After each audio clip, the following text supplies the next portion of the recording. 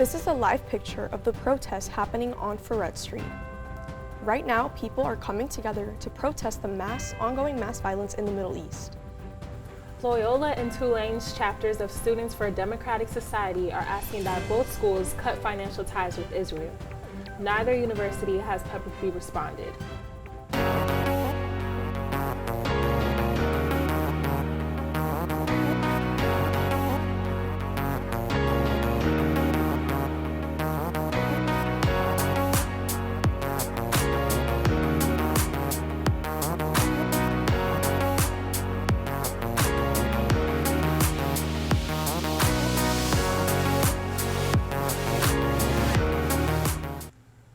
Good afternoon, I'm Kay Ode. And I'm Mia Oliva. Welcome to PAC News. Across the country, college students are organizing on their campuses. PAC News reporter Jane Wright is live at today's protest. Thank you, Mia. We are here on Freret Street in front of Devlin Fieldhouse. They are protesting the violence going on in Gaza. Loyola and Tulane students have come together and organized this protest going on. There's plenty of police presence out here. They have barricades, they have helmets and shields, so they are prepared. But you can hear behind me, they're screaming, "Free, free Palestine." They have "No justice, no peace" signs up. It is raining and people are still out here. They're very loud. There's microphones, speakers, flags. Traffic is still flowing the way it should. They haven't closed down any streets yet. The protest is just getting underway. So if you look over here, you can see lines of people, umbrellas, tons of flags, and many different speakers coming to the microphone speaking their mind. So I'm sure that this will go on for quite some time, but we'll be here. I'm Jane Wright with PAC News. Students also planned a protest in front of Loyola's campus last Friday. PAC reporter Ava Acharya has the story on what this protest hopes to achieve.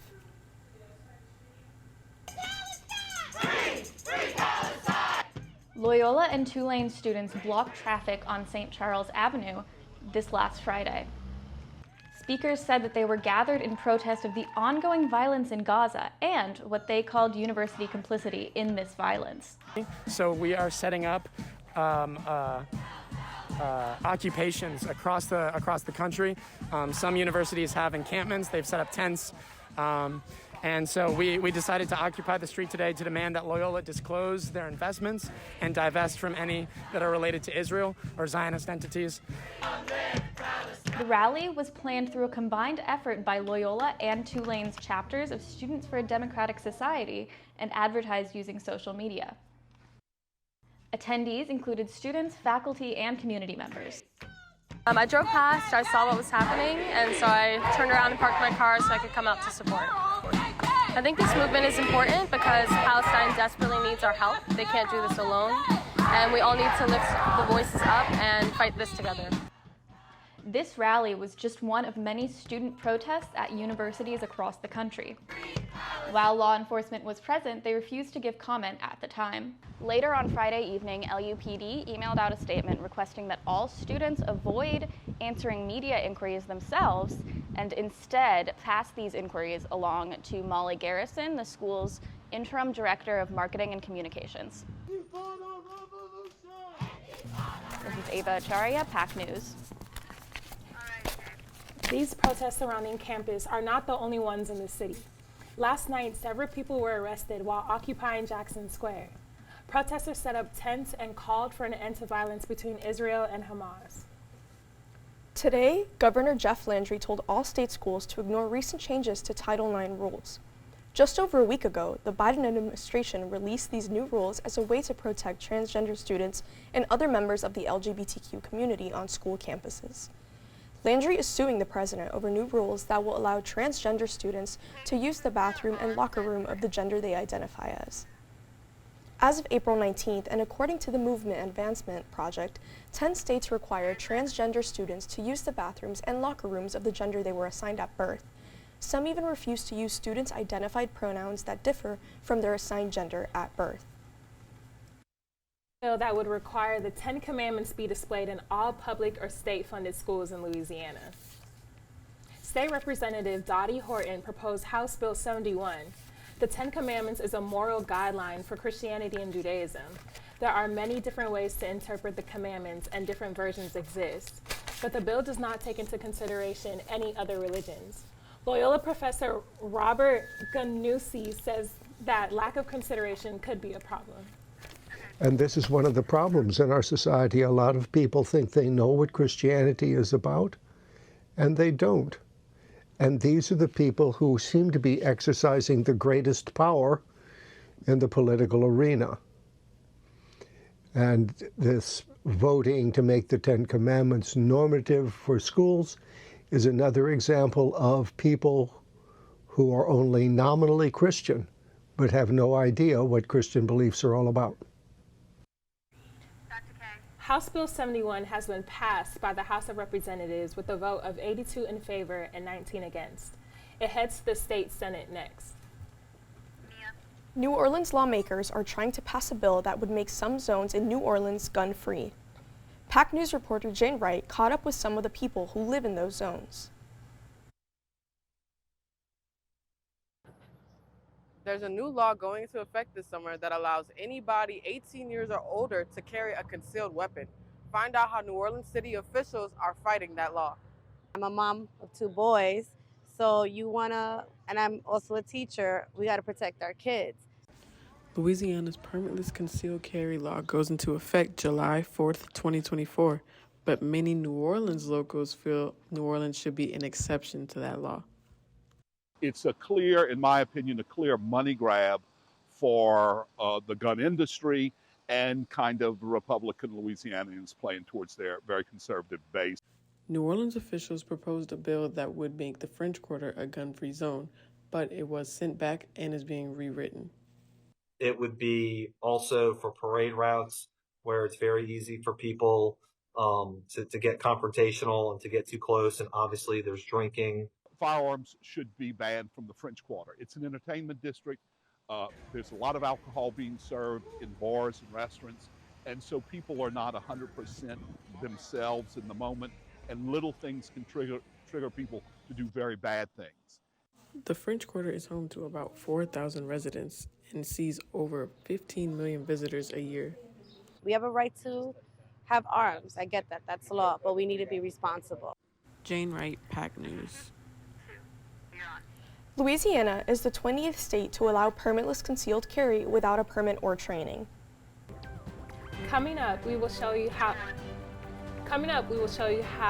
one unique hotel is celebrating Jazz Fest. Stay tuned for close-ups on Jazz Fest after parties and more.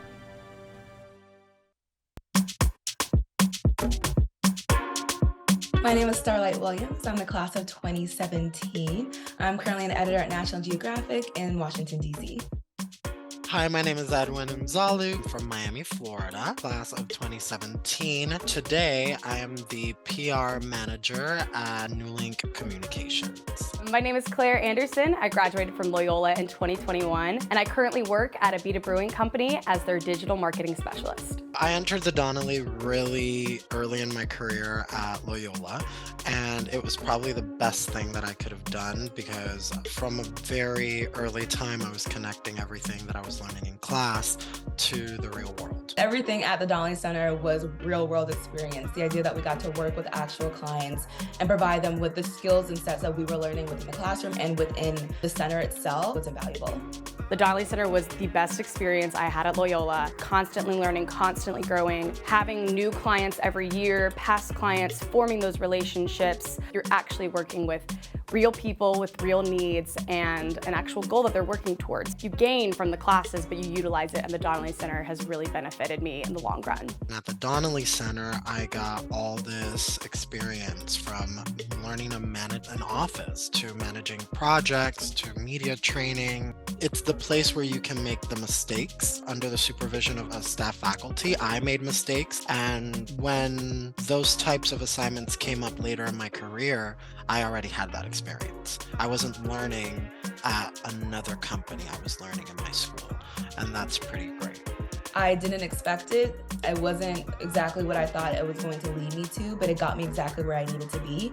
It was one of the best journeys I had. From everything that I experienced, It gave me the tools, the preparation to be who I am today, and I can never be more grateful for that. So, At my time at the Donnelly Center, it gave me real-world experience working with real clients, with real people, on real projects. And it is why I have the career today, and I'm incredibly thankful. And I'm looking forward to another 25 years of all its success and the success stories that come out of the people that work here. And I'm very thankful to be a part of it.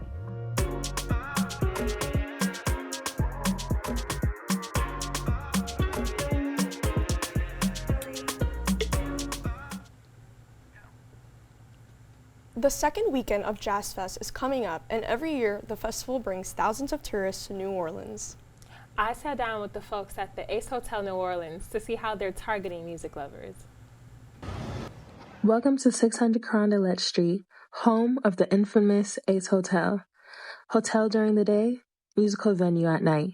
And this Jazz Fest, they are optimizing on their uniqueness. I sat down with Shaquila Coleman, front desk manager, and Vicky Popeland, director of marketing, for more insights. We're so close to downtown area, walking distance, easy access to shuttle service. So we do see a lot of the overflow once downtown is full. And some people that does not want to stay downtown would book here so that they still have, they're in proximity to everything. So, of course, they're spending a lot of money here and then in Jazz Fest, so we have to be patient. That's the key I take away from being patient with our guests. Jazz Fest is one of our premier programming opportunities at the hotel.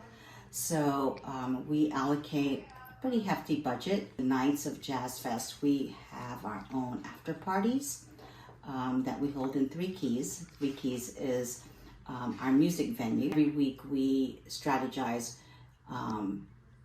who is going to be playing, how we're going to market it, and just how we're going to message it out. Jazz Festival Productions, we partner with them with sleeping rooms. We allocate a number of rooms for Jazz Fest attendees at a discounted rate that they could book through the festival and via their website.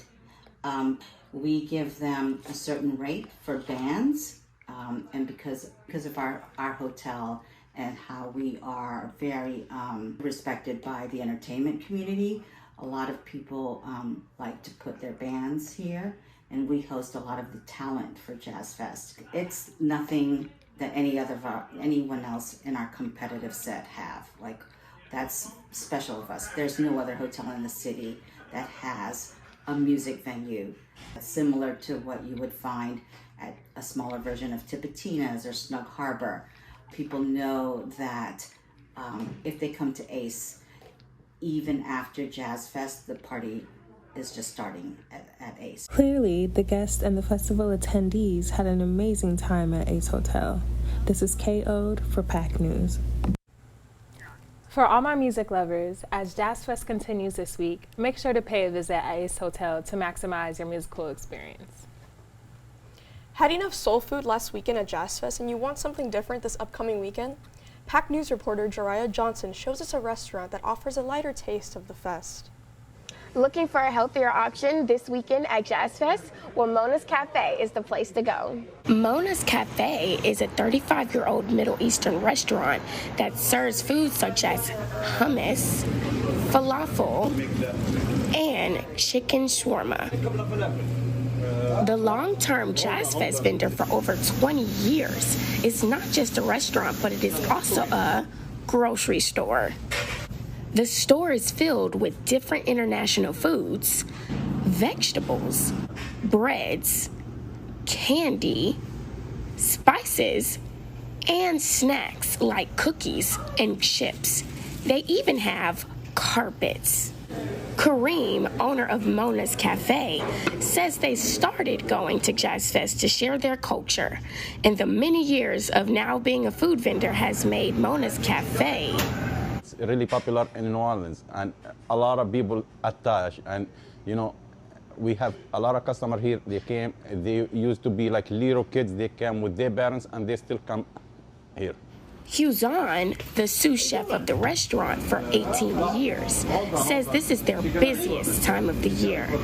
The staff works on Jazz Fest orders while also making regular customers' meals as well. He comes in overtime to get all of the orders fulfilled. I'm working, it's my day off today. You called me come in right here because I have a lot of stuff to do. I need cut maybe 50 case gyro. All of that just for the Jazz Fest. But one thing they live by is it does not matter if they make less money as long as they make a lot of food. Because all they want is for their customers is to enjoy the food. This is Jariah Johnson, PAC News. Mona's Cafe serves as a healthier and cheaper option for Jazz Fest goers by catering to those who may be vegetarian and selling wraps as low as $8. Make sure to stop by their restaurant and food area 2, the area closest to the festival stage.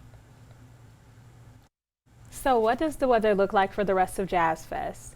PAC News reporter Ava Acharya has our forecast. Yes, thank you. Today we are seeing rain, some scattered thunderstorms, and heavy wind. Right now it is 82 degrees Fahrenheit and wind is about 7 to 14 miles per hour.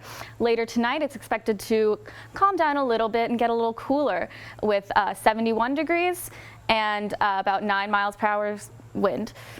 We might get a little peak of sunshine on Wednesday, but the weather is looking relatively overcast.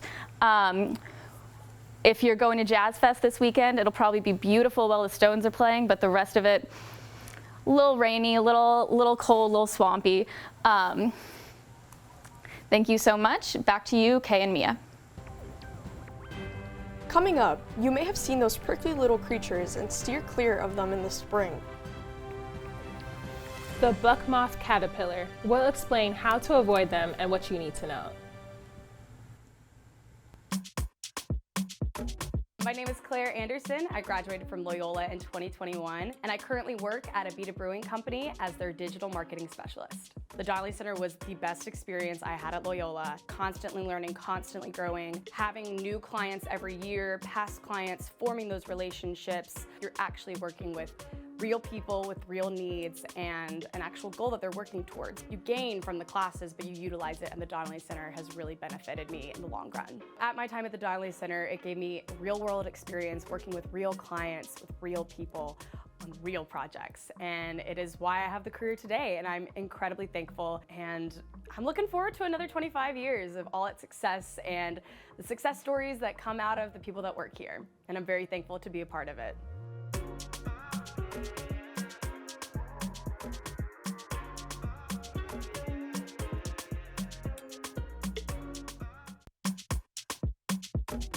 I'm Scott Howard. I'm the president of the board of Parks for All.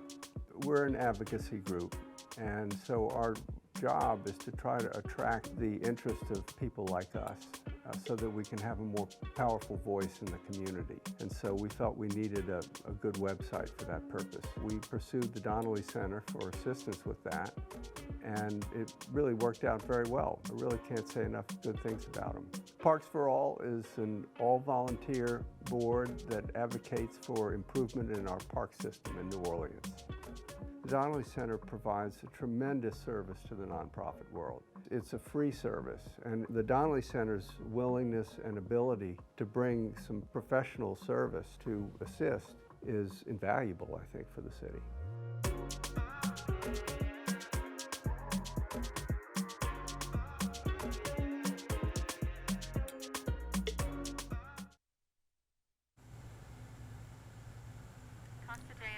We are going back to Jane Wright for an update on the protest.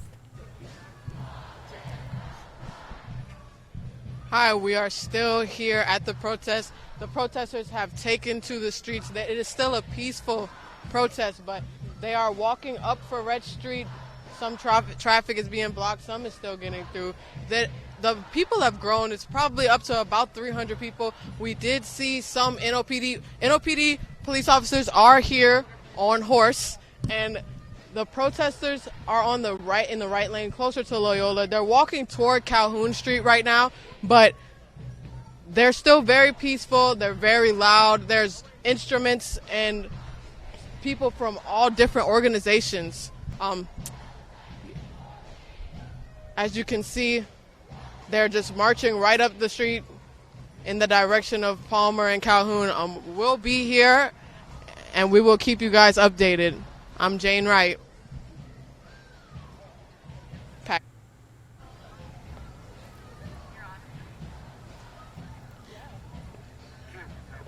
Oh, Mona's Accents is one of the first Black-owned floral shops to serve the New Orleans community. PAC News reporter Blakely Cathy introduces us to 3 generations of women behind floral creativity. I grew up in the shop. She did. In a box, yes, on the under shelf. the dining tables. Curious how all of New Orleans events are filled with beautiful flowers and crazy arrangements? Well, let's check out Mona's Accents, the home of more than just flower bouquets. Hi, my name is Natalie Keller Barnes. I am a second-generation owner of Mona's Accents. Mona's Accents was established a year before my birth by my mother, who has since retired roughly 4 years ago, and I've taken the business over. We're a full-service florist that specializes in fresh flowers, but we do design in silk everlasting flowers as well. We do all occasions from birth, death, and in between, so parties and bar mitzvahs and birthdays. For almost 50 years, Mona's Accents has catered to the New Orleans community. It has been one of the few Black-owned floral shops that has been able to partner with notable community events such as Jazz Fest and Essence. It's just a spring mix. It's bright and cheerful. This is going to be on a table at NOCA, and then it's going to be given to the administrative assistants. But the flowers used are roses, lilies. These are mini hydrangeas, some spray roses and status. We do some pieces for funerals. This is a ceramic angel with some snapdragons and lilies and roses. Casket sprays, standing sprays. Not only do they create arrangements for popular attractions, but they bring a sense of warmth and comfort, true New Orleans hospitality to help those honor their loved ones. These are some examples of some funeral pieces that people have commissioned me to do over the years. If someone was a musician who performed at Jazz Fest, these are just images from that. It'll just depict something that, this is someone who was like to fish, just something about the deceased that they want to highlight as their last piece to them. And this is my niece, Kirsten. Kirsten's been with the business 3 years? I think a little longer. A little longer than that. We have to look at the records, but she's our newest family addition. Kirsten's a creative at heart, and so what she's trying to convey is just being in the room, across the room, watching me do it. She picked up on it, and I asked her to help me out, and I was just pleasantly surprised. For lack of better words, because I could not get that together. But yes, I very much so enjoy working side by side. It's been really cool, us being the latter generations in the business, to see what, you know, she adds and what I can add in different ways. It's been very cool. You can learn more about ordering flowers through their website at monasaccents.com or follow them on Instagram at monasaccents. This is Blakely Cathy reporting for PAC News. Mona's Accents is also a florist to the stars of New Orleans, such as Big Frida.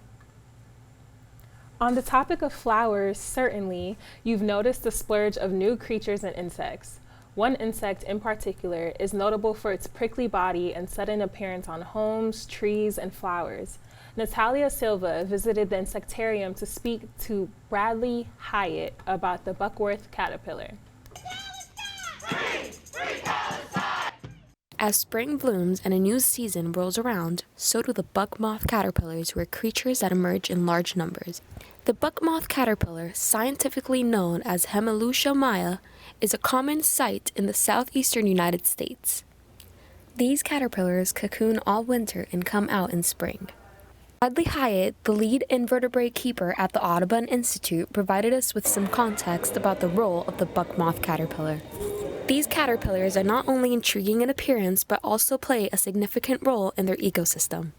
Caterpillars will do is when they fall from a tree, when they jump off a tree, they'll attach silk, and then they won't fall all the way. They'll usually hang, which still can put them in potential danger of you running into them, if they are a stinging caterpillar, but they will then eat their way back up.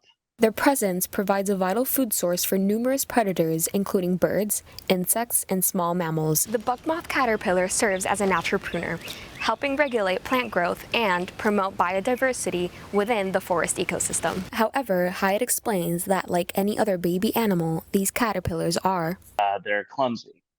The biggest concern is their spiny barbed structures all over their body filled with venom. These sharp spines can cause skin irritation and allergic reactions, posing a risk to those who come into contact with it. Basically, you'll just get injected by it. It causes pain as a defense mechanism to try to ward off any predators to messing with it. Buck moth has an instinctual behavior to let go from the trees they are inhabiting if anything bothers them. Despite their prickly nature, the buck moth caterpillar serves as a natural reminder of the intricate balance in nature. This is Natalia Silva with Wolfpack News. Be sure to know where you step and look out for hanging caterpillars. That's all we have for today. Thanks for joining us and have a great evening.